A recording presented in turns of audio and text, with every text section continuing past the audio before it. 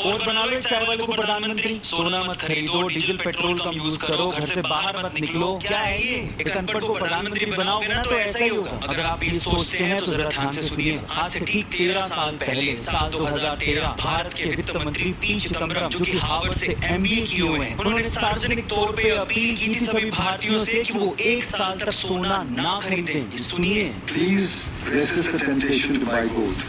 And we can have it for 6 months, 1 year.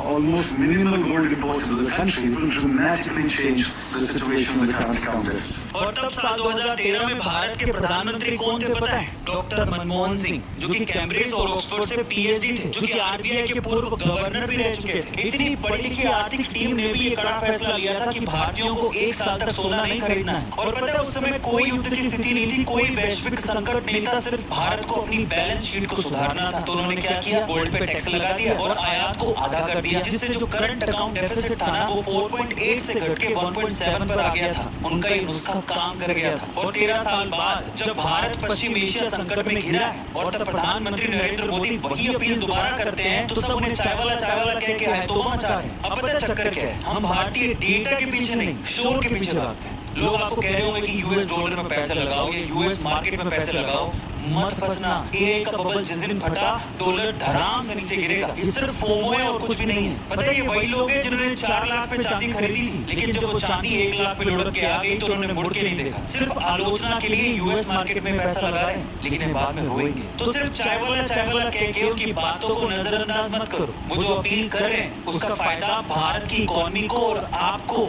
आगे चल के दिख जाएगा। और आखिरी अपील करूंगा, YouTube पे अगर आप इस वीडियो को देख रहे हैं तो सब्सक्राइब कर लो हमारे चैनल को, और Instagram पे देख रहे हैं तो प्लीज फॉलो तो कर लो, क्योंकि ऐसी जानकारी आपको कोई और नहीं देगा। क्या बंगाल का शापित ट्रेंड TMC को खत्म कर देगा? क्योंकि आजादी के बाद से तो बंगाल में ऐसा ही होता है, पर वो शापित ट्रेंड है क्या? इस वीडियो में मैं आपको बताता हूँ। देखो, बंगाल की राजनीति में एक अजीब सा शापित ट्रेंड है कि एक बार जनता ने किसी पार्टी को ठुकरा दिया, यानी कि एक बार किसी पार्टी की सत्ता से विदाई हो गई, तो फिर उसकी सत्ता में वापसी कभी नहीं होती। वो हमेशा विपक्ष में ही बैठी रह जाती। और उसका एग्जाम्पल मैं आपको देता हूँ, इस वीडियो में ध्यान से देखना। पश्चिम बंगाल में सबसे पहले स्वतंत्रता के बाद से लेके 1977 तक कांग्रेस ने राज किया। विधान चंद्र रॉय कांग्रेस की तरफ से एक दिग्गज मुख्यमंत्री रहे, लेकिन 1977 में वाम मोर्चा की लहर चली तो कांग्रेस हाशिए पे आ गई।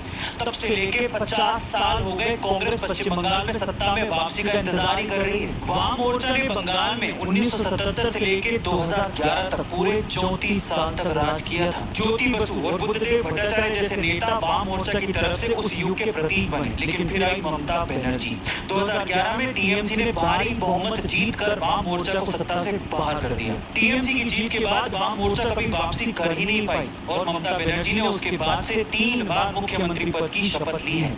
शुरू में उनकी लोकप्रियता चरम पर थी, लेकिन धीरे धीरे हिंसा, भ्रष्टाचार और तुष्टीकरण की राजनीति ने उन्हें सत्ता से बाहर का रास्ता दिखा दिया है। और अगर वही शापित श्राप TMC को लग गया तो शायद TMC भी कभी वापसी नहीं कर पाएगी। आपका इसके बारे में क्या कहना है? क्या आपको इसके बारे में पता था? कमेंट सेक्शन में जरूर लिखिएगा। और अगर आप पश्चिम बंगाल से ही हैं तो आप बताइएगा कि आपके हिसाब से क्या ये सच है? लिखिएगा कमेंट सेक्शन में।